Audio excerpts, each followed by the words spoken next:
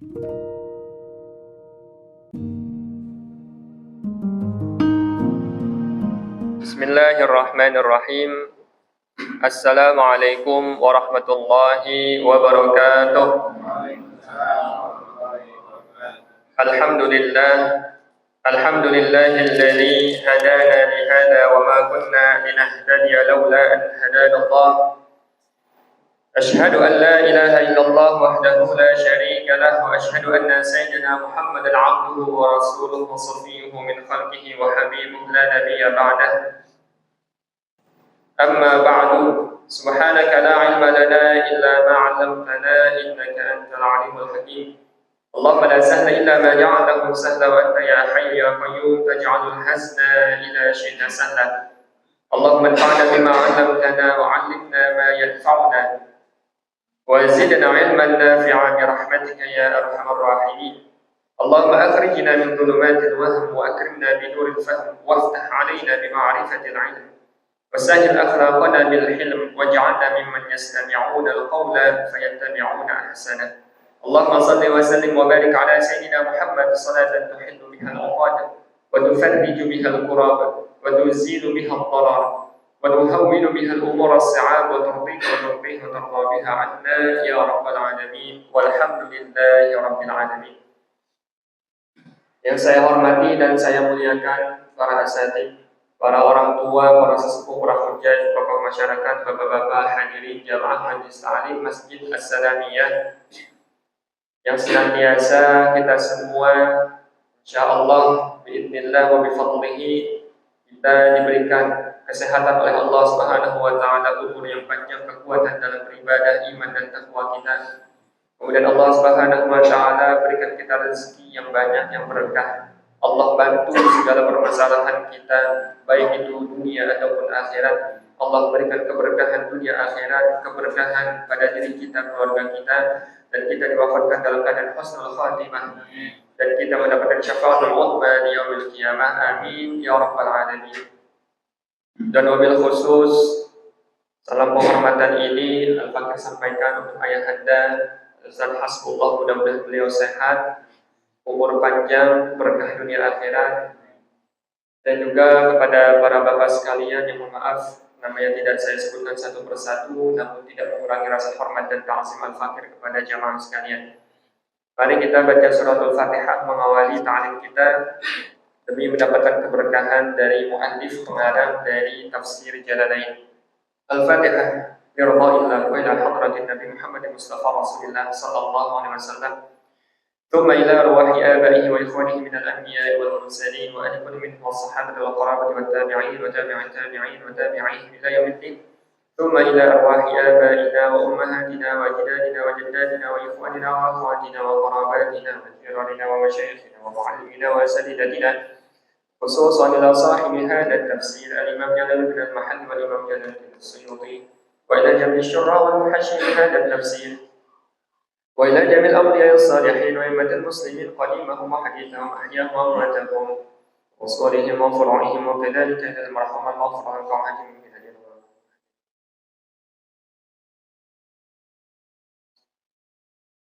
وصورهم وفروعهم وأزواجهم وذريتهم وآل بيتهم بأن الله يتغشاهم بالرحمة والمغفرة ويسكنهم الجنة، وبأن الله يعلي درجاتهم في الجنة وينفعنا ويحفظنا وينصرنا ببركات مشايخنا وعلومهم وأسرارهم ونفحاتهم ومددهم في الدين والدنيا والآخرة، رحمة الله ورضوانه عليهم أجمعين. من الفاتحة. أعوذ بالله من الشيطان الرجيم. بسم الله الرحمن الرحيم. الحمد لله رب العالمين الرحمن الرحيم مالك يوم الدين، إياك نعبد وإياك نستعين اهدنا الصراط المستقيم صراط الذين أنعمت عليهم غير المغضوب عليهم ولا الضالين. آمين آمين اللهم آمين. Jemaah sekalian yang dimuliakan oleh Allah, kita masih membahas tafsir surah Al-Baqarah ayat ke-23.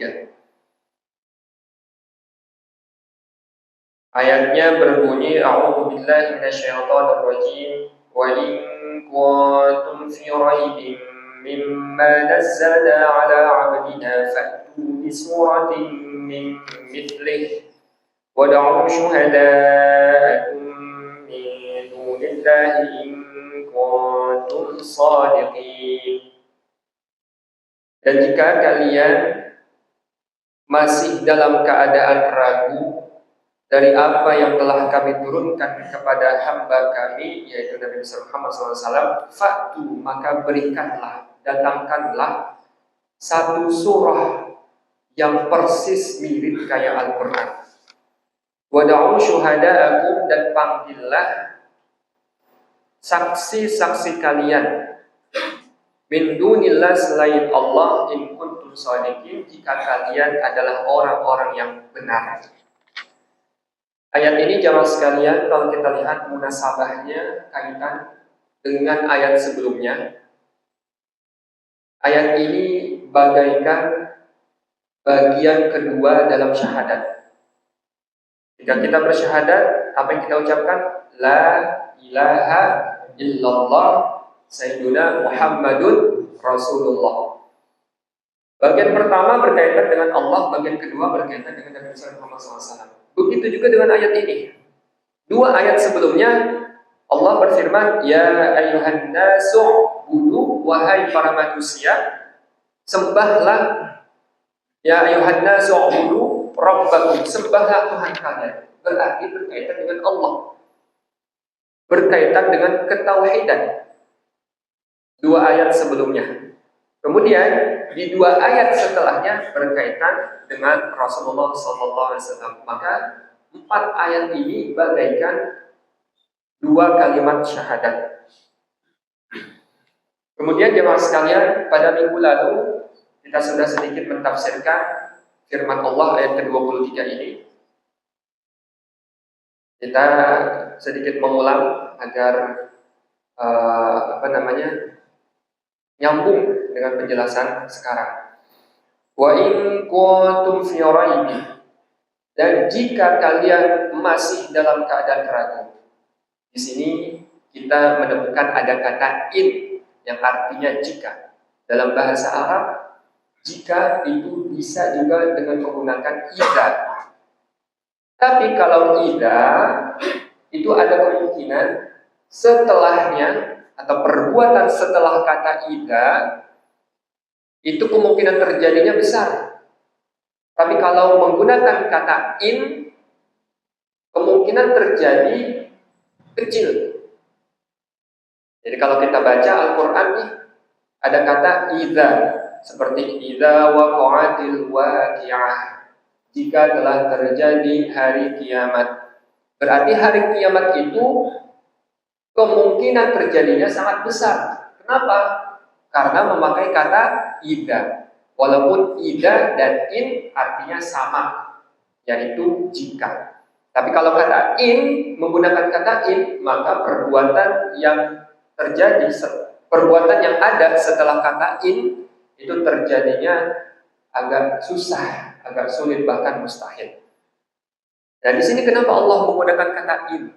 Jika kalian ragu atau masih dalam keadaan ragu tentang Al-Quran. Padahal kalau kita lihat, keraguan itu memang benar-benar terjadi. Orang kafir memang benar-benar ragu sama Al-Quran. Kalau Al-Quran itu berasal dari Allah. Mereka meyakini bahwa Al-Quran itu buatan Nabi besar Muhammad SAW. Berarti keraguannya ada, fakta. Tapi kenapa Allah menggunakan kata in? Yang menunjukkan bahwa keraguan itu seharusnya kemungkinan terjadinya kecil atau bahkan mustahil untuk terjadi keraguan dalam diri manusia, bahkan orang kafir. Tapi keraguan itu ada, fakta. Kenapa Allah menggunakan kata ini? Di sini jemaah sekalian, Al-Quran itu ketika mendebat orang-orang kafir itu selalu memberikan argumentasi yang rasional, yang jelas. Bahkan dikatakan argumentasinya, bukti-buktinya itu dikatakan dengan burhan. Burhan. Jadi beda antara dalil dengan burhan. Dalil artinya bukti, burhan juga artinya bukti. Tapi ada perbedaan jelas, detail antara dalil dengan burhan. Dalil, bukti, tapi secara umum bisa meyakinkan, bisa tidak meyakinkan. Tapi kalau burhan itu udah bukti, argumentasi yang jelas, udah nggak bisa lagi dibantah. Itu perbedaan antara dalil dengan burhan. Maka bukti-bukti yang diberikan oleh Al-Quran itu biasanya dikatakan dengan burhan. Karena saking nyatanya, jelasnya argumentasi yang diberikan oleh Al-Quran, dan itu harusnya jika orang menerima dengan akal, pikiran yang jernih, hati yang bersih, memang benar-benar niat untuk mempelajari Al-Quran, dia pasti akan menerima. Saking jelasnya seharusnya udah nggak ada lagi keraguan. Seharusnya mustahil ada keraguan. Makanya di sini Allah menggunakan kata in. Seharusnya memang keraguan itu nggak ada. Kenapa? Karena saking jelas bukti yang Allah berikan di dalam Al-Quran. Ini menunjukkan apa? Bahwa keraguan yang ada di dalam diri orang-orang kafir seharusnya tidak ada. Seharusnya seperti itu. Wa in kuntum fi raibin, dan jika kalian merasa ragu atau masih dalam keadaan ragu, mimma nazzalna, dari apa yang telah kami turunkan. Di sini kita sudah membahas pada minggu lalu perbedaan antara anzala dan nazzala. Anzala artinya menurunkan Al-Quran secara jumlah dan wahidatan, langsung dari Fatihah sampai An-Nas. Kalau nazzala menurunkan Al-Quran secara bertahap, step by step. Seperti firman Allah pertama kali surah Al-Alaq hanya dari ayat pertama sampai ayat 5. Setelah itu berhenti firman atau wahyu tidak turun kepada Nabi Muhammad. Itu namanya ada disebut dengan masa fatratul wahyi. Jadi wahyu itu tawakuf, berhenti dulu, enggak dikasih sama Allah dalam kurun waktu, kalau tidak salah mungkin bisa dikoreksi 40 hari. Sampai nanti turun wahyu setelahnya, setelah surah Al-Alaq, yaitu surah Al-Muddathir. Ya ayyuhal muddathir qum fa'anzir wa rabbaka fakabbir ya baka fatahhir ila akhir. Nah, jamaah sekalian, itu menunjukkan bahwa Al-Quran diturunkan secara step by step, 23 tahun kurang lebih. Nah, di situ Allah menggunakan kata nazzala. Jadi kalau kita baca Al-Quran, udah ketemu kata nazzala, berarti maksudnya Al-Quran diturunkan secara bertahap. Kalau kita baca Al-Quran di situ menggunakan kata anzala, berarti Al-Quran diturunkan secara sempurna. Mimma nazzala ala abdina, dari apa yang telah kami turunkan secara bertahap, yaitu Al-Quran, ala abdina, kepada hamba kami, yaitu Nabi besar Muhammad SAW. Maka di sini dikatakan oleh Imam Suyuti, Muhammadin, yaitu Nabi Muhammad SAW, minal Quran, berupa Al-Quran. Annahu min indillah, bahwasanya Al-Quran berasal dari Allah Subhanahu wa Ta'ala. Jadi di sini minggu lalu saya sudah jelaskan bahwa Al-Quran bukan berasal dari Nabi Muhammad SAW.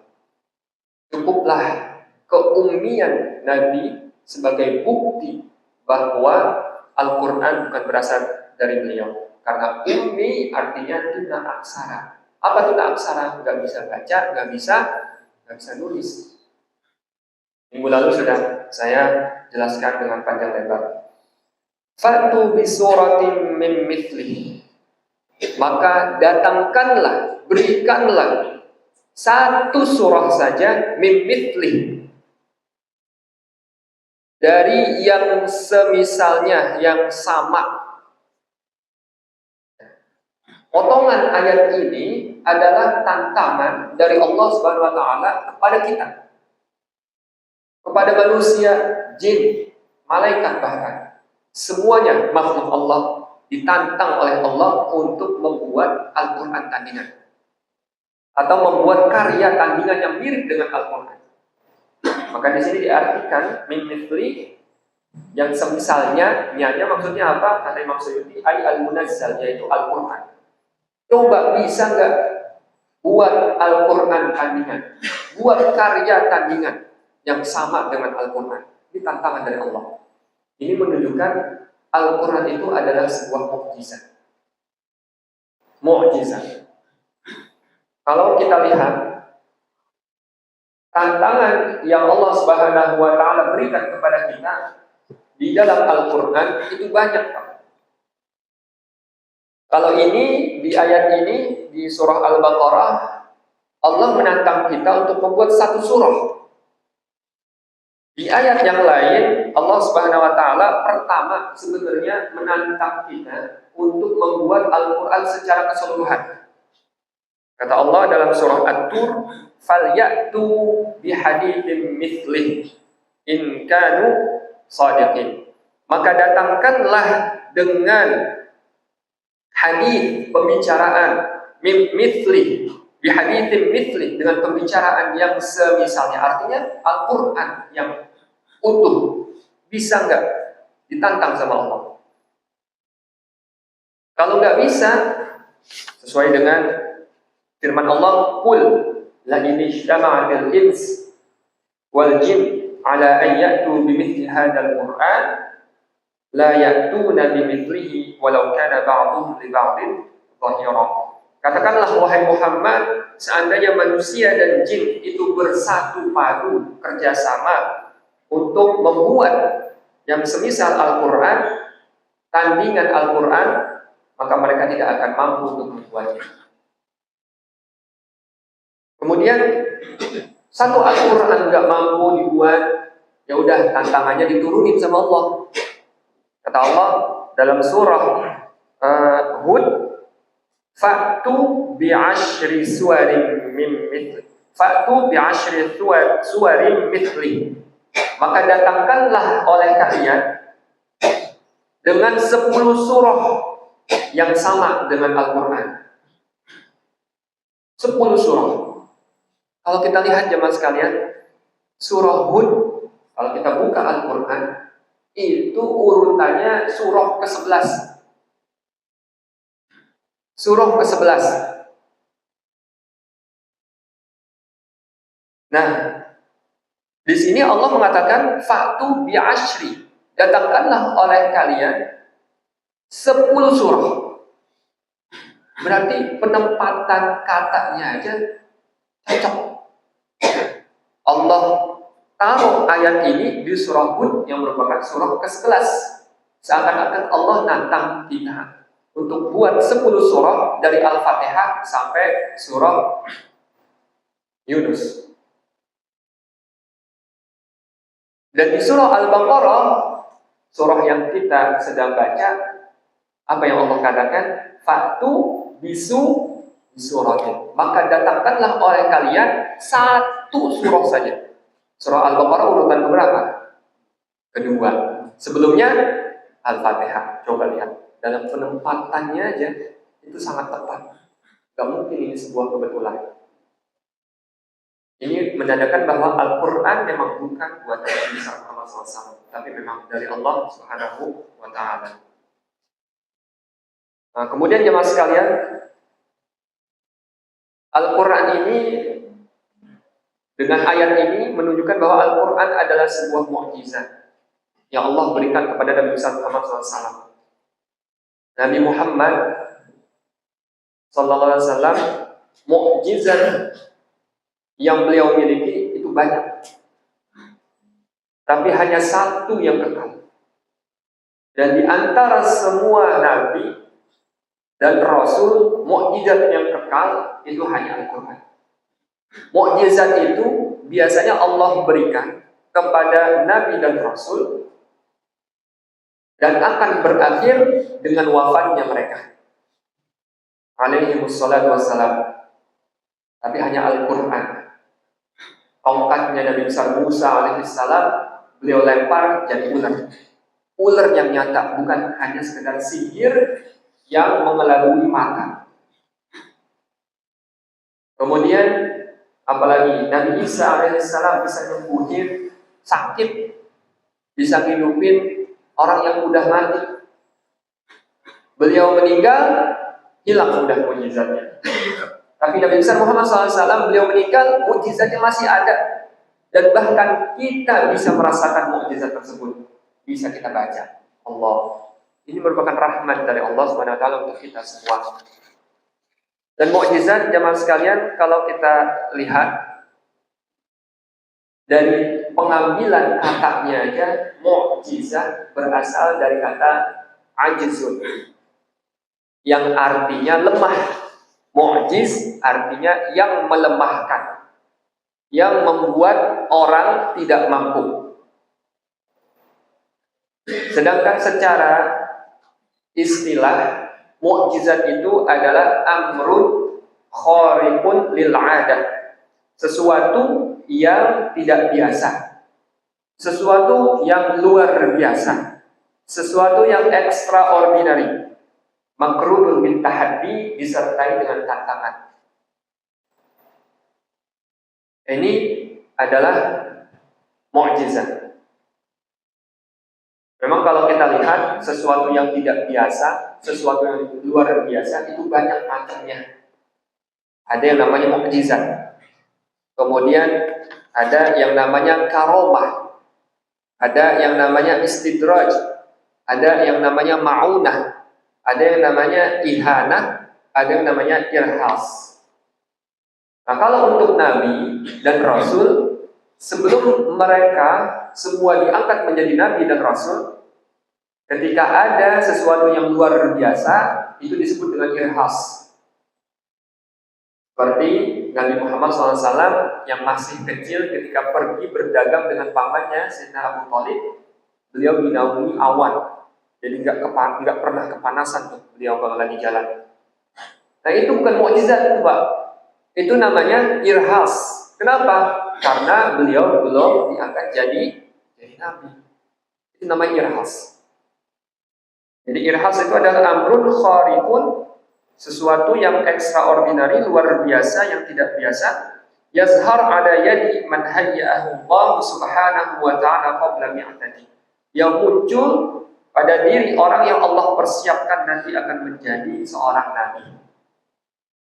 Ini saya kutip di kitab Syarah Jauharatul Tauhid karangan dari Syekh Bayjuri. Ini buku yang dipelajari di Al-Azhar, Pak. Yaitu irhas. Kalau sudah jadi nabi, itu disebut dengan mukjizat. Dan mukjizat itu ada komponen-komponennya, Pak. Nggak bisa sembarang kalau muncul itu disebut sebagai mukjizat. Ada muncul hal yang luar biasa disebut mukjizat, enggak. Jadi ada syarat-syarat. Yang pertama, dia haruslah amrun khariqun lil 'adah, sesuatu yang tidak biasa. Kalau api biasanya ngebakar, tiba-tiba api kagak ngebakar, nah berarti itu salah satu syarat dari mukjizat. Amrun khariqun lil 'adah. Biasanya minum ngembungin, tiba-tiba kagak ngembungin. Nah berarti itu amrun khariqun lil 'adah. Jadi kalau ada orang minum segentong kagak kembung-kembung juga, berarti itu amrun khariqun lil 'adah ya. Perutnya juga enggak melempung gitu. Subhanallah, keren berarti itu orang. Dia memiliki amrun khariqun lil 'adah, punya salah satu unsur mukjizatnya. Yang kedua, mukjizat itu harus muncul pada diri orang yang mengaku sebagai seorang nabi. Ada anak kecil misalnya, bisa nyembuhin orang, ngasih batu, masukin ke air, airnya diminum, bisa nyembuhin tuh. Namanya Onari.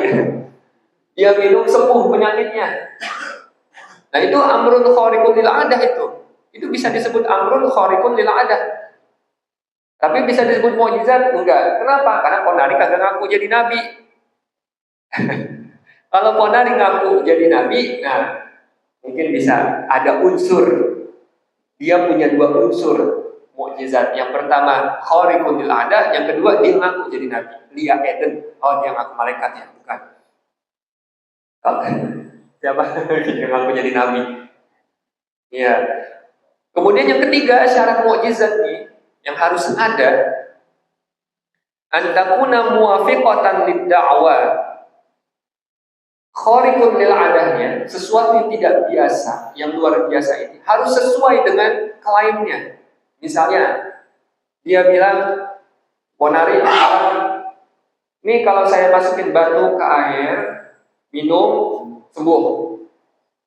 Ya minum dong, sembuh, berarti sesuai. Kalau dia minum nggak sembuh-sembuh, nah berarti nggak sesuai. Nah, itu nggak bisa disebut mukjizat. Nah, Ponari sembuh dong, nah, berarti dia punya 3.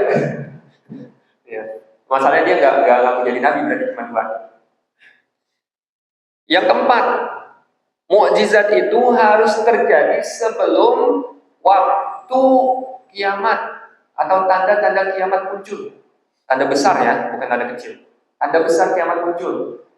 Karena ketika tanda besar kiamat muncul, maka banyak sekali amrun khariqun lil 'adah. Banyak sekali hal-hal yang luar biasa. Iya enggak? Biasanya matahari terbit dari sebelah timur. Oh, masih alhamdulillah sih. Kalau dibilang barat berarti jangan-jangan dikit lagi kiamat kita ya. Matahari biasa terbit dari sebelah timur, tiba-tiba terbit dari barat. Nah, itu kan khariqun lil 'adah, enggak biasa. Hal yang enggak biasa. Terus apalagi? Ada binatang yang dapat berbicara, bisa ngajarin. Itu amrun khariqun lil 'adah. Jadi kalau ada amrun khariqun lil 'adah terjadi di hari kiamat, itu nggak bisa disebut sebagai mukjizat. Karena memang pada waktu itu semua hal menjadi tidak biasa. Ya udah 4. Kemudian yang kelima, disebut sebagai mukjizat jika di situ ada unsur menantang. Nah, ini masalah Ponari nggak menantang nih ya, nggak bikin tantangan. Ya saya bisa nyembuhin pakai batu nih, masukin ke air. Yang lain bisa nggak? Nah, kalau kayak begitu itu ada tantangan. Nah, masalah dia nggak bikin tantangan. Al-Quran ada tantangannya. Faktu di suratin. Jadi coba sini buat satu surah aja yang mirip dengan Al-Quran. Di situ ada tantangan dari Allah. Nah, berarti itu Al-Quran mukjizat. Yang keenam, antakuna makrunatan bid'ah nubuwah aw risalah. Yang keenam itu harus diiringi dengan apa? Dengan risalah, dengan nubuwah. Maksudnya apa? Di situ ada unsur sebagai penguat dari risalah yang dibawa, dari ajaran yang dibawa.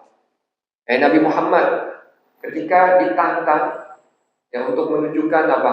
Kebenaran terjadinya Isra dan Mi'raj, akhirnya diperlihatkan sama Allah SWT seperti melihat proyektor video bagaimana bentukan Masjidil Aqsa, tiang-tiangnya beliau tahu, beliau melihat.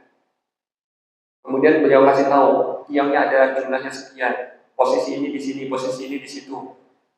Nah, itu mukjizat. Karena apa? Sesuai dan juga sebagai penguat risalah yang beliau bawa.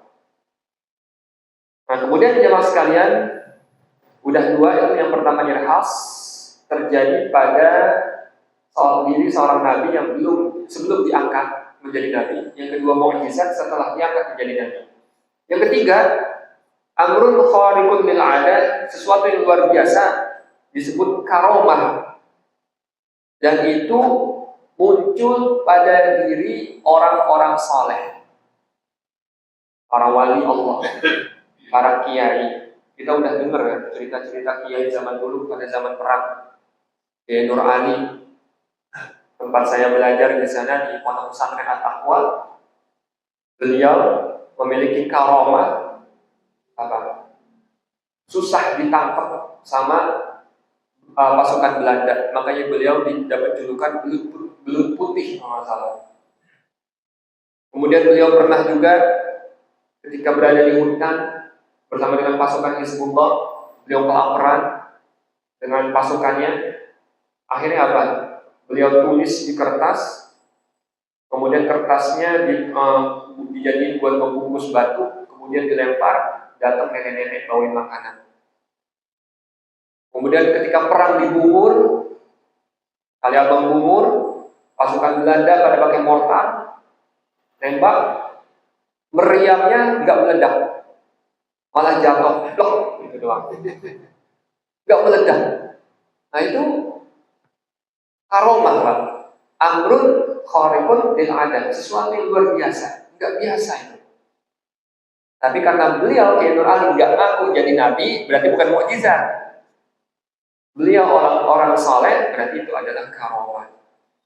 Kemudian yang keempat itu disebut ma'unah. Ma'unah itu adalah sesuatu yang luar biasa, yang tidak biasa, yang muncul pada diri hamba-hambanya, hamba-hamba Allah secara umum. Nah, ini bisa terjadi pada diri kita. Jadi kalau kita merasa hati tenang padahal masalah banyak, itu ma'unah, Pak. Akhir bulan kagak punya duit, tagihan banyak, hati kita masih tenang aja, santai. Ma'unah itu, Pak. Oke, kita harus bersyukur, itu ma'unah. Itu amrul khariqul ada. Harusnya orang kalau banyak masalah pusing. Seharusnya kan seperti itu. Biasanya kayak gitu. Tiba-tiba ini orang tenang-tenang aja hidup. Berarti ini dapat ma'unah dia dari Allah Subhanahu wa taala. Nah, itu yang keempat. Yang kelima itu disebut istidraj. Ini udah saya sering singgung istidraj. Amrul khariqul lil adat yang muncul pada diri orang yang fasik dan fujur, pelaku dosa. Yang kita lihat suka maksiat, suka nipu, suka bohong, tapi kok lancar aja hidup rasanya. Rezekinya lancar, urusannya lancar, menang terus, kuat banget rasanya, kagak bisa digoyang-goyang. Itu dikasih istidraj sama Allah. Itu khariqul lil adat, padahal kita melawan sampai seluruh masyarakat gitu melawan. Tapi kok ini dia cuma satu orang kagak bisa. Susah banget rasanya. Nah, itu istidraj. Itu sesuatu yang luar biasa. Tapi kenapa Allah berikan kepada dia? Karena di sini liyazida tughyanuhu wa ghuluruhu, agar bertambah tughyan, maksiatnya, dosanya. Jadi ini tipuan dari Allah. Tsumma ya'khudullahu akhdha 'azizin muqtadir. Dan Allah nanti akan mengazab dia dengan azab yang sangat pedih dari Allah yang Maha Perkasa lagi Maha Kuasa. Ya Allah. Itu terakhir. Kemudian yang keenam itu disebut dengan ihanah. Ihanah itu adalah sesuatu yang luar biasa yang muncul pada diri orang yang fasik dan fujur, tetapi tidak sesuai dengan keinginan. Jadi perbedaan antara istidraj dengan ihanah. Kalau istidraj itu sesuai dengan keinginannya. Kalau ihanah nggak sesuai dengan keinginannya. Nah, ini seperti yang terjadi pada diri Musailamah al-Kadzdzab. Ketika Musailamah al-Kadzdzab pernah membuat Al-Quran tandingan. Al-Quran tandingan redaksinya al-fil wa ma huwa al-fil mal-fil wa ma adraka mal-fil lahu khurtumun tawil. Fil, gajah, apa itu gajah? Apa yang kamu tahu tentang gajah? Gajah punya belalai yang panjang. Dia buat Al-Quran tandingan, tapi nggak selevel dengan Al-Quran. Dia cuma mikirin yang penting ujungnya lam aja. Fil, malfil, wa ma adraka malfil, lahu khurtumun tawil, lam. Yang penting sesuai dengan lam. Jadi kan nggak selevel dengan Al-Quran. Al-Quran memang ada surah yang membahas tentang fil, gajah. Di samping redaksinya, susunannya indah, maknanya juga dalam. Apa surahnya? Alam tara kaifa fa'ala rabbuka bi ashabil fil. Alam yaj'al kaidahum fi tadlil wa arsala 'alaihim tayran ababil tarmihim bi hijaratin min sijil faj'alahu aslim makul. Nah, ini kalau kita lihat di samping susunannya indah, enak didengar, mengandung makna sejarah yang begitu dalam dan detail. Kata yang dipilih juga mewakili sejarahnya. Jadi itu memang orang kafir Quraisy ketika turun surah Al-Fil ini, mereka menyewa Musailamah al-Kadzdzab untuk buat tandingan. Padahal orang kafir Quraisy itu merupakan orang yang paling fasih, yang paling ahli dalam bidang susastra, dalam bidang sastra. Jadi Allah memang menurunkan mukjizat atau memberikan mukjizat kepada para nabinya sesuai dengan keahlian masyarakatnya pada saat itu.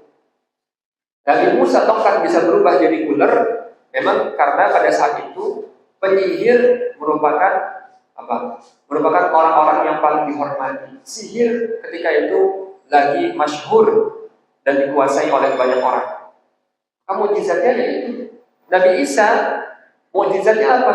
Bisa nyembuhin penyakit karena memang pada zaman beliau kedokteran itu sedang berkembang. Jadi diberikan sesuai dengan keahlian masyarakat pada waktu itu. Nabi Muhammad SAW pada saat itu masyarakatnya itu mereka adalah orang-orang penyair yang pandai bikin syair, yang syairnya itu indah sesuai dengan hati mereka, kondisi hati mereka. Al-Quran turun dalam bentuk seperti itu. Orang Arab, kafir Quraisy, mereka gak mampu untuk buat itu. Akhirnya nyewa Musailamah Al-Kadzdzab untuk buat. Tapi ternyata kayak begitu karangannya. Mereka kecewa dengan Musailamah Al-Kadzdzab.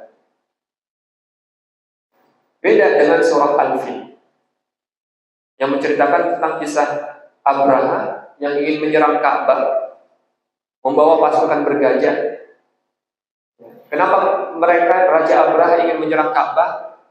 Karena Ka'bah itu merupakan tempat yang sering dikunjungi oleh masyarakat untuk beribadah.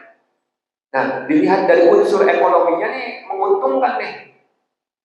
Makanya Raja Abraha buat gereja besar dan megah di tempatnya di daerah Yaman. Tapi masih kalah. Akhirnya ya udah kita hancurin aja Ka'bah. Dibawa pasukan bergajah. Ketika sudah mau sampai di sekitaran Mekah, itu gajah-gajahnya nggak mau Pak pergi ke sana. Itu susah banget diarahinya tuh gajah. Gajahnya duduk, atau ntar malah ke kanan, malah ke kiri. Itu susah diarahin untuk menuju Mekah.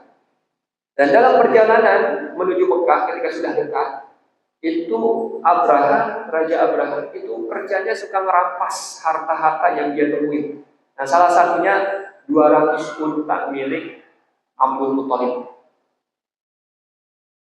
kakeknya dan Nabi Muhammad SAW. Nah, ketika Raja Abraha udah dekat di Mekah, mau nyerang Ka'bah, Abdul Muthalib datang nemuin Abraha. Dan di situ Raja Abraha kagum dengan perawakannya Abdul Muthalib. Bahkan nih kata Abraha, kalau kamu duduk di tempat yang aku duduk, maka pasti orang mengira kamu adalah raja. Karena saking wibawanya Sayyidina Abdul Muthalib.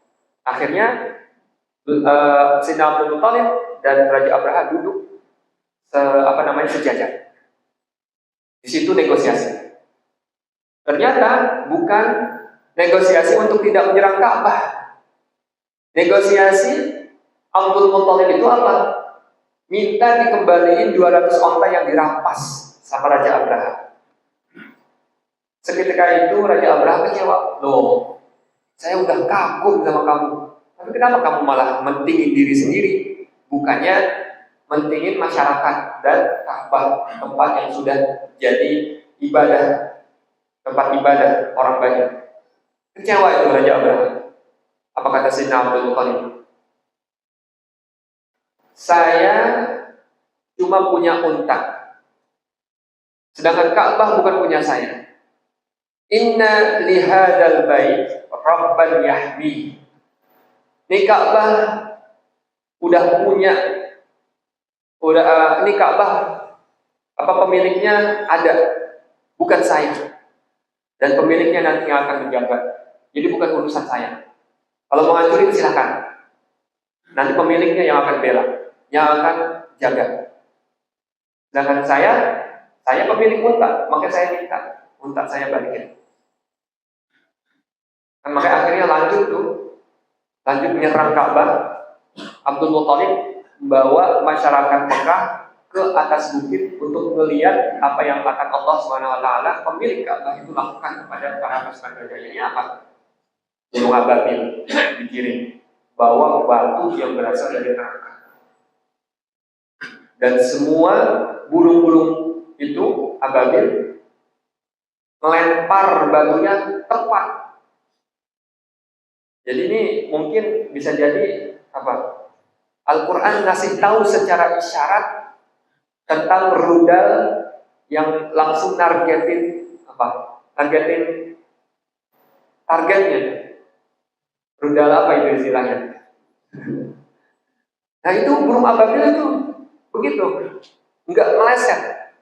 Satu batu pun nggak meleset sampai kena penduduk Mekah atau kena makhluk lain, langsung kena ke pasukan gajahnya. Nah ini makna yang penuh dengan pelajaran dan sejarah yang dikandung oleh surah Al-Fil. Beda dengan buatannya Musailamah Al-Kadzdzab.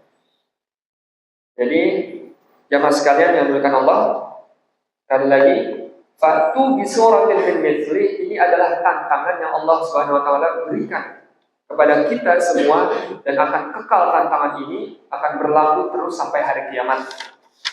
Dan pada kenyataannya tidak ada yang mampu untuk membuat Al-Quran tandingan. Kita baca syarahnya. Wa min lil bayan, dan kata min mithli, min itu untuk bayan atau menjelaskan. Ai artinya hiya mithluh, tandingan itu seperti Al-Quran, fil balaghah, dalam keindahan, wa husnin nazmi, dan keindahan susunan bahasa, wal ikhbar 'anil ghaib, dan pengabaran tentang hal-hal yang gaib. Biasanya hal yang gaib itu kejadian yang akan terjadi di masa depan atau yang terjadi pada masa lalu yang kita enggak mengalami.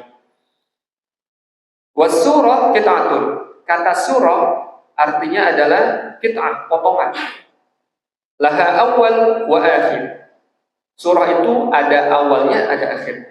Aqalluha 3 ayat, dan paling sedikit itu 3 ayat. Jadi di sini Allah menantang kita bukan untuk buat surah kayak surah Al-Fatihah yang 7 ayat, enggak. Tapi buat surah kayak surah Al-Kautsar. Inna a'tainakal kautsar fashalli li rabbika wanhar inna syani'aka huwal abtar. Cuma 3 ayat diminta sama Allah. Bisa enggak tuh buat kayak gitu? Ternyata enggak bisa. Wada'u syuhada'akum, dan panggillah saksi-saksi kalian, ay alihatukum allati ta'budunaha, Tuhan-Tuhan kalian. Di sini diartikan oleh Imam Suyuti Tuhan. Panggil Tuhan-Tuhan kalian yang kalian sembah membuat batu. Bisa enggak? Atau panggil orang-orang, teman-teman kalian yang fasih, yang pinter, untuk buat Al-Quran tandingan.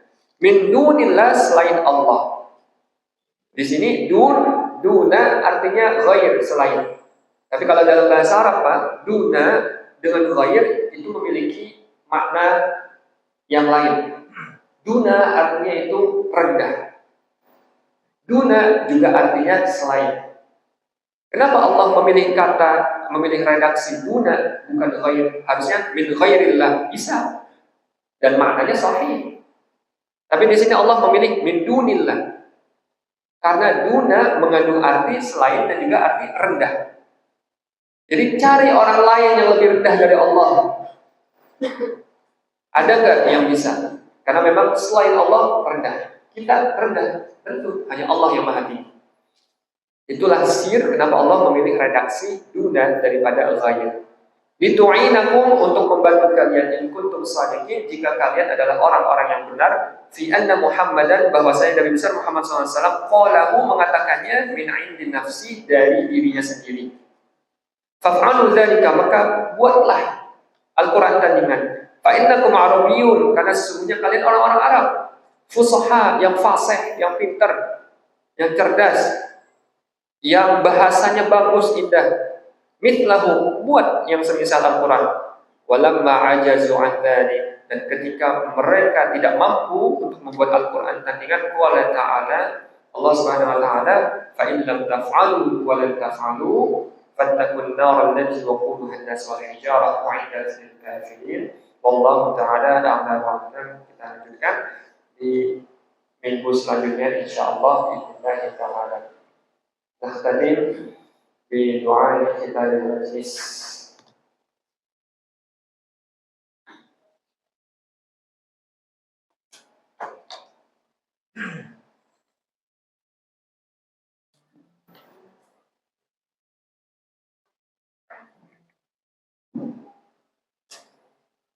Ya Rabbana ta'arafna bi annana ta'arafna wa annana asrafna ala lada asrafna fatub alaina tawbah ta'silu kulla hawba واستر لنا العورات وآمن الروعات واغفر لوالدينا ربي ومولودينا والأهل والإخوان وسائر الخلان وكل لذي محبة أو جيرة أو صحبة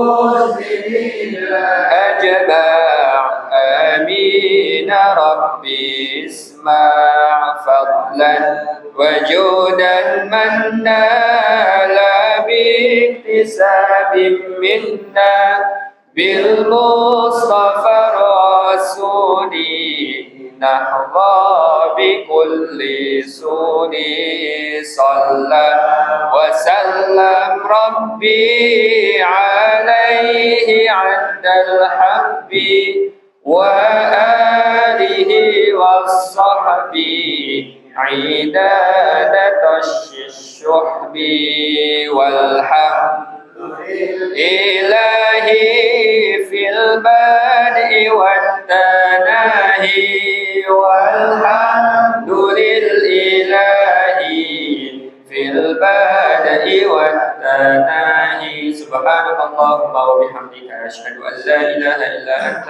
أستغفرك وأتوب إليك. Dari saya cukup sekian, mohon maaf jika ada kesalahan, mohon diluruskan jika ada yang keliru. Hadanallahu wa iyyakum ajma'in. Wassalamualaikum warahmatullahi wabarakatuh.